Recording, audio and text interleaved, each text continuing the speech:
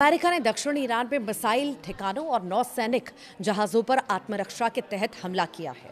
तो वहीं कतर में अमेरिका और ईरान के बीच युद्ध खत्म करने को लेकर बातचीत लगातार जारी है। ईरान के वरिष्ठ नेता दोहा पहुंचे और वहां पर फ्रोजन असेट्स और संघर्ष रोकने पर चर्चा हो रही है। दूसरी ओर इजराइल ने हिजबुल्लाह पर कड़े हमलों का आदेश दे दिया है। लेबनान के मुताबिक मार्च से अब तक इजरायली हमलों में 3,185 लोगों की मौत हो चुकी है। देखिए, पश्चिम एशिया में जारी युद्ध के बीच अमेरिका और ईरान के बीच तनाव एक बार फिर बढ़ चुका है। अमेरिकी सेना ने दक्षिणी ईरान में कई सैन्य ठिकानों पर आत्मरक्षा का हवाला देकर हमला किया।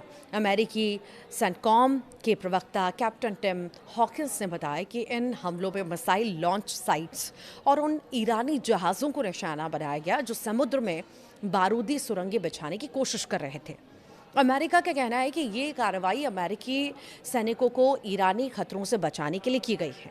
इससे पहले ईरानी मीडिया ने दक्षिणी बंदरगाह शहर बंदर अब्बास में धमाकों की खबर दी थी। इस बीच युद्ध खत्म करने के लिए कतर में अमेरिका और ईरान के बीच बातचीत भी जारी है। ईरान का एक उच्च स्तरीय प्रतिनिधिमंडल दोहा भी पहुंचा है, जिसमें संसद अध्यक्ष मोहम्मद बगेर और कालीबाफ और विदेश मंत्री अब्बास अरागची शामिल हैं। बातचीत में युद्ध रोकने और विदेशों में फ्रोजन असेट्स फंड जारी करने जैसे मुद्दों पर चर्चा हो रही है। यह मिडिल ईस्ट वॉर शुरू होने के बाद किसी वरिष्ठ ईरानी प्रतिनिधिमंडल की पहली क्षेत्रीय यात्रा मानी जा रही है। युद्ध के दौरान ईरान ने खाड़ी क्षेत्रों में हजारों ड्रोन और मिसाइल दागे थे, जिनमें कतर भी निशाने पर रहा था। ईरान युद्ध में अब तक क्या क्या हुआ है ये भी जान लीजिए। तो देखिए, अल जजीरा की एक रिपोर्ट के मुताबिक कतर की मध्यस्थता में अमेरिका और ईरान के बीच ईरान के विदेशों में फ्रोजन असेट्स को लेकर एक प्रारंभिक समझ बन गई है। हालांकि ईरान के विदेश मंत्रालय ने साफ कह दिया है कि बातचीत में प्रगति जरूर हुई है, लेकिन इसका मतलब ये नहीं है कि समझौता तुरंत होने वाला है। उधर अमेरिकी राष्ट्रपति डोनाल्ड ट्रंप ने कहा है कि ईरान के साथ होने वाले किसी भी समझौते में सऊदी अरब, पाकिस्तान और तुर्की जैसे क्षेत्रीय देशों की भूमिका भी होनी चाहिए। उन्होंने कहा कि इन देशों को अब्राहम समझौते के तहत इजराइल के साथ संबंध सामान्य करने चाहिए। तो वहीं इजराइल और लेबनान के बीच भी तनाव बढ़ चुका है। इजरायली प्रधानमंत्री बेंजामिन नेतन्याहू ने हिजबुल्लाह के खिलाफ कड़े हमले करने का आदेश भी दे दिया है। कहा है कि उनका देश इस समय इस समूह के साथ युद्ध की स्थिति में है। लेबनान के स्वास्थ्य मंत्रालय के मुताबिक 2 मार्च से अब तक इजरायली हमलों में कम से कम 3,185 लोगों की मौत हो चुकी है, जबकि 9,633 लोग घायल हैं। हाल के दिनों में इजराइल ने पूर्वी बेका घाटी और दक्षिणी लेबनान में हवाई हमले तेज कर दिए। अमेरिकी विदेश मंत्री मार्को रूबियो ने कहा, बंदर अब्बास पर अमेरिकी हमलों के बावजूद ईरान के साथ समझौते को लेकर बातचीत कतर में जारी है। भारत दौरे के दौरान जयपुर में रूबियो ने कहा कि समझौते की सटीक भाषा तय करने में अभी कुछ दिन लग सकते हैं। हालांकि उन्होंने ये भी साफ कहा कि स्ट्रेट ऑफ होर्मुज पर हाल ही में खुला रहेगा, चाहे किसी भी तरीके से हो, वो खुला ही रहेगा। तो बिना टैक्स से खुला रहना चाहिए होर्मुज, ये भी मार्को रूबियो ने कहा। अमेरिकी विदेश मंत्री मार्को रूबियो ने एक बार फिर से होर्मुज जलडमरू मध्य के लिए बिना किसी टोल टैक्स के खुला रहना चाहिए, इसको लेकर के बात कही। उन्होंने कहा कि वहाँ जो हो रहा है वो गैरकानूनी, गलत और अस्वीकार्य है। दुनिया का कोई भी देश इस तरह के टोल सिस्टम को स्वीकार नहीं करता, सिर्फ ईरान इसे सही मानता है। आपको बता दें कि ईरान ने यहाँ पर टोल के बजाय सुविधा शुल्क के नाम से पैसे लेने का प्रस्ताव दिया, जिस पर अमेरिका सहमत नहीं है और उसी पर यह बयान सामने आया है। अमेरिका के पूर्व विशेष दूत रॉबर्ट माले ने कहा है कि चाहे अमेरिका कितना भी दबाव डाले, ईरान अपने यूरेनियम संवर्धन के अधिकार को छोड़ने वाला नहीं है। अल जजीरा से बातचीत में माले ने कहा कि ईरान अब दोबारा किसी जाल में नहीं फंसना चाहता। उनके मुताबिक ईरान के पास अपनी गरिमा और अपने सिद्धांत हैं, जिन्हें वो आसानी से नहीं छोड़ेगा।